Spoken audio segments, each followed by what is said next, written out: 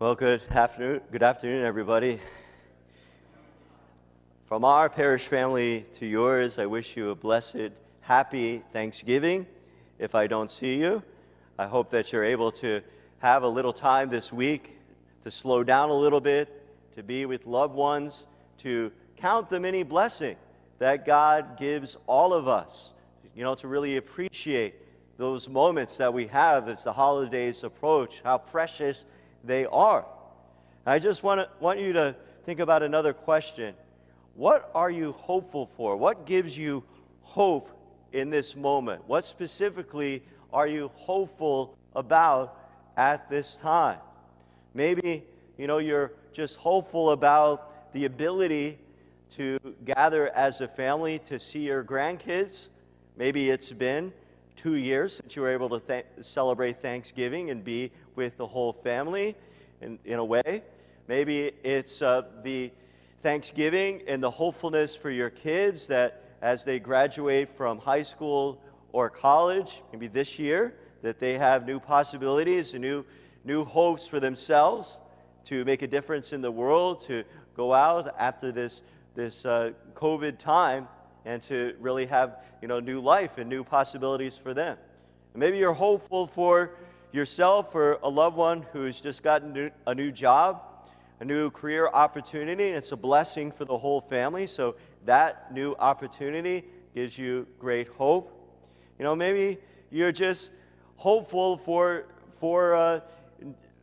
being in a new place. I know we have some new parishioners here who have been here just in recent months, and maybe you're in your new place, your new home. Maybe you've moved in with some family members, and that gives you hope, just a kind of new beginning in your life here in this little part of God's kingdom.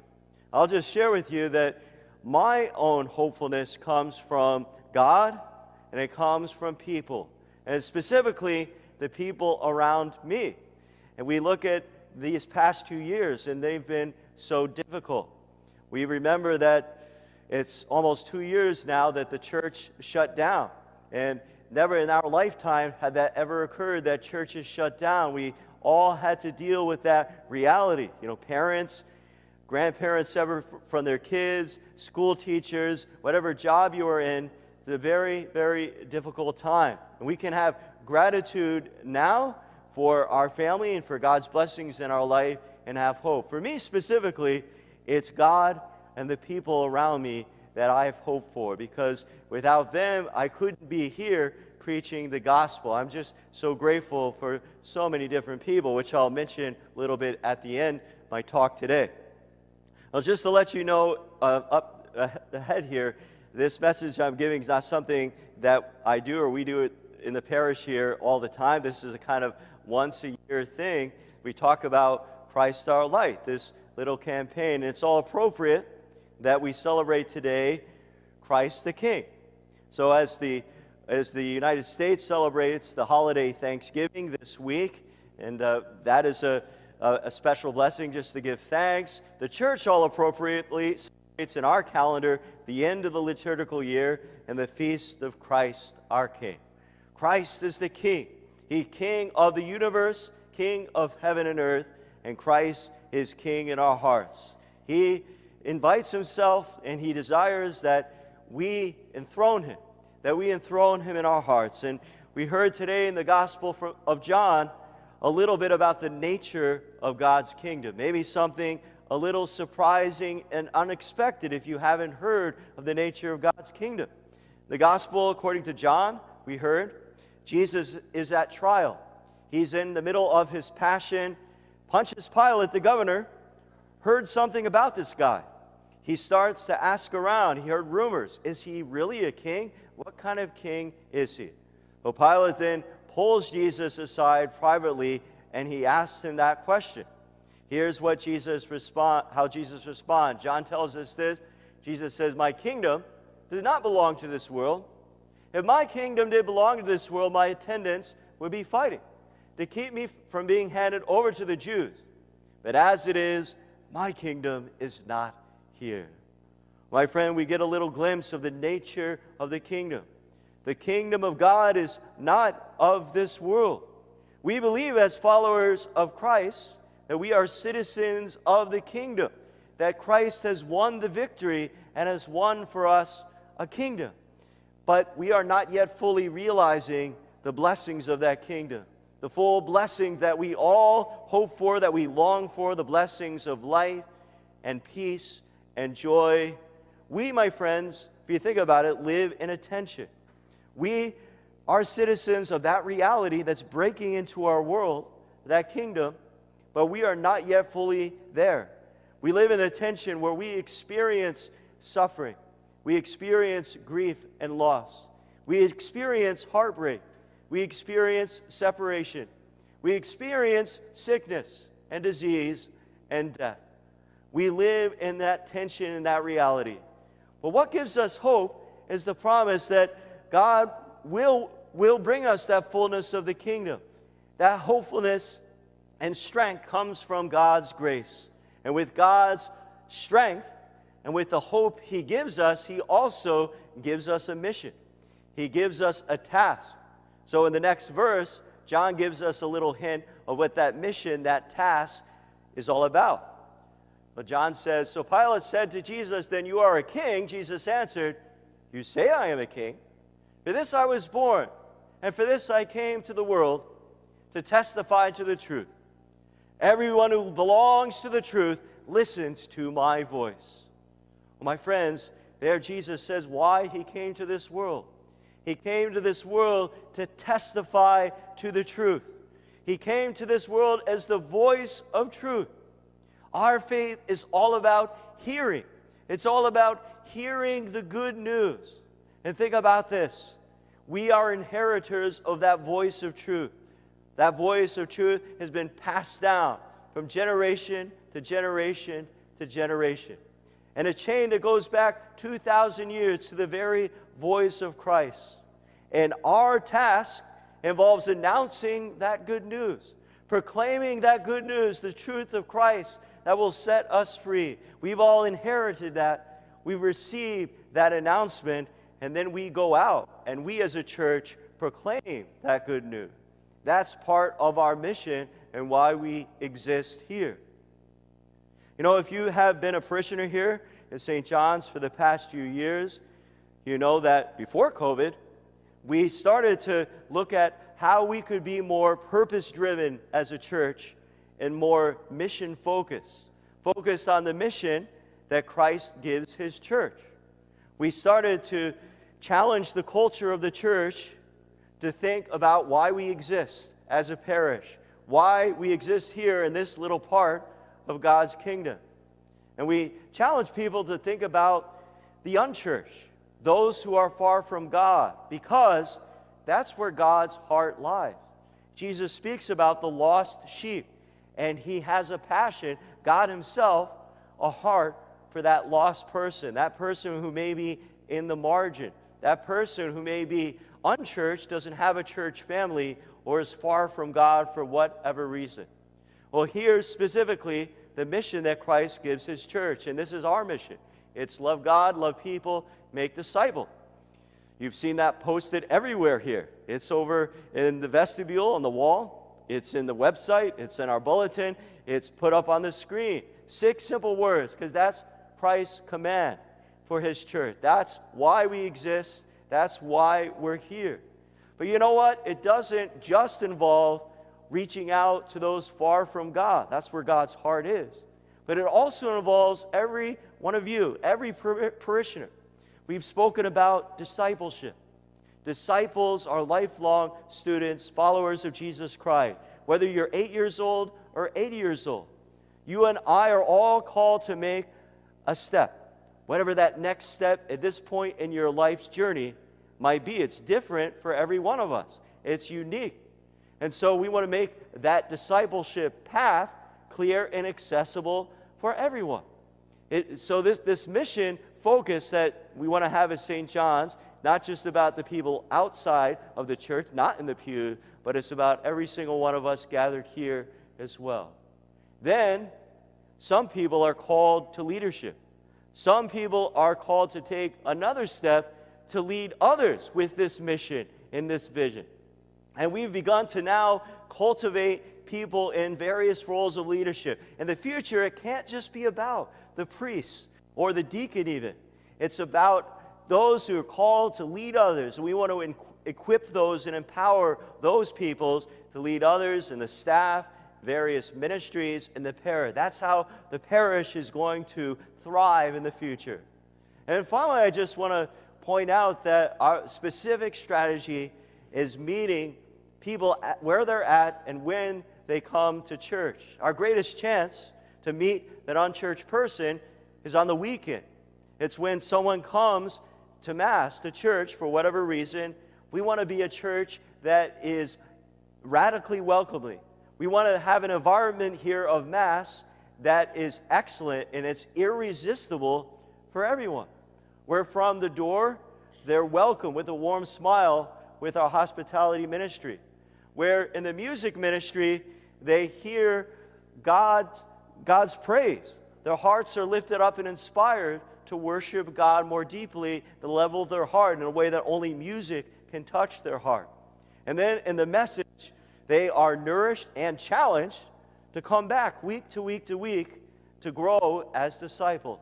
You see, it's all connected here in one mission, one vision we have here for church. I just want to pause right there, those of you who are parishioners know that in this past month we just concluded a preaching series that was all about surrender. It was about letting go of our various control issues that we try to grasp onto.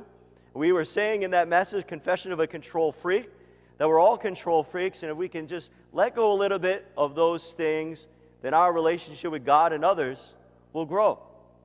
Well, just think about this. In March of 2020, all of us had to let go and let God, didn't we? In March of 2020, all of us had to let go and to let God.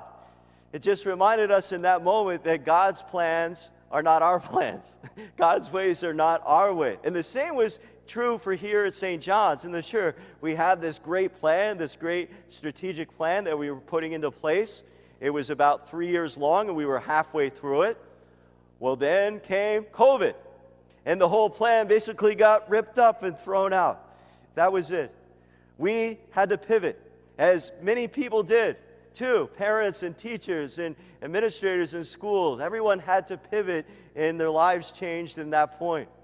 So what happened is that we had no idea about anything related to technology. We didn't know anything about live streaming or cameras, anything like that. I'm not that guy, the tech person. But we immediately had to research and start to learn about what the possibilities were for us. We had in staff and some volunteers countless hours of research, looking at other churches, looking at what we could do immediately. And at that point, it was basically about survival. I'll never forget the rest of my life being in an empty church on Easter Sunday in front of an iPhone, a camera, and a couple staff people proclaiming, "Hallelujah, Christ is risen," in that moment. It was eerie. But we reached thousands of people from the get-go. We had various experiments with the tech. We tried and failed with a bunch of different things, with the sound and with the video. And then we finally installed these two cameras that are here, one here and one over here. We continued to reach hundreds and hundreds of people as the church gradually reopened from the summer of 2020 onward. About a year ago, we welcomed our musicians back into the church, and we started to form a brand new ministry, a tech ministry. And those folks are over in the office where we have a little mini studio. I never dreamed that we would have a little mini production studio here in the church. So let go and let God. And in the course of our development, we grew. We got better. We got better and better and better. We continued to reach lots of people to this very day. And we started to discover some unmet needs. Some unmet needs that, we have thought about a lot now and have researched and looked at what we can do. So I just want to to give a little glimpse to the parishioners about our finances here at St. John. We are doing very well financially, thanks be to God, as a parish. It's thanks to the generosity of our parishioners that we never had to take out a loan. Like the PPP loans, we never had to do that. We maintained a balanced budget thanks to the parishioners. We were able to afford from our operating expense these cameras and the stuff we already installed thanks to the parishioner. We were even able to make 2 mortgage payments in 2020 and 2021 thanks to the parishioner. And that is your great generosity. So here today, I just want to present you the unmet needs. And it's about sound and lighting. If you're ever in the church by yourself, I invite you to try out this. If you're ever here and you're just here quietly by yourself, just do this. Now, it's sucked up a little bit because there are people in the church right now, but if there's nobody in here, there's a 2.1 second echo. 2.1 seconds. You don't have to be a sound engineer to understand that that echo creates havoc with sound, with what we're doing here with both in person and online. And many parishioners can appreciate this too. It depends where you sit in the church, that sometimes you can't hear. There are various dead zones where you sit. It's not your own ear problems, it's the church, okay? Just to let you know. And also, our church has some areas where there's poor lighting. There's poor lighting, particularly over here by where the musicians are and a little bit at the altar. So those are the basic things that we're talking about here in this mini capital campaign. We have proposed the project, we have solicited vendors, and there are 9 specific areas that we're going to address. I'm not going to talk about those 9 things right now, but you can check out on our website. We have them listed there, and we also have a pink sheet in the back that lists the 9 areas for this mini project that we want to do. Now, don't hesitate to ask me or any of the staff any questions about this. I want to just give a heads up on 2 big questions you might have. Now, the first question is, why now? Why are we doing this now? You know, there's a lot of economic uncertainty. People may be struggling with finances right now and giving. Well, in order to maintain our regular operating budget, our regular operating plan, thanks to the generosity of weekly contribution, we want to separate capital projects into a separate pot, into a separate fund where we will be able to use that money and 100% of those funds for these projects, this project that we want to do. So that's why we want to do this now, this little capital campaign. And the second thing is, you might be asking, especially long-term parishioners, what about the mortgage? What about the long-term debt we have on the building? On the building of St. John's? And, you know, we have chipped away at that mortgage year by year for the past 10 or 11 years to what it's about half of what it was 10 years ago. And as I said, we made 2 mortgage payments in COVID. I don't think the debt is a terrible thing. It's certainly something we want to go away, we want to pay it off, but it's not a terrible thing because it gives our parish discipline and responsibility. We have a fantastic finance council here in our parish, and it makes us disciplined and responsible about our money and how we spend and how we're stewards. We have a mission, and even with the debt, the mission continues, right? The mission continues. So how can you make a pledge? So to make it clear, the 2 simple ways you can make a pledge. The first is simply return the pledge envelope.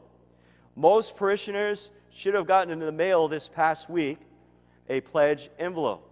If you happen not to get an envelope in the mail, you can find envelopes in the pews of the church today in the plastic containers, and you can simply fill one out today or take it home, mail it back, pray about it. So that's the first way, and you can drop those envelopes, by the way, in the collection basket. And second, you can also make a donation online. It's very similar to how a person would make their weekly offerings.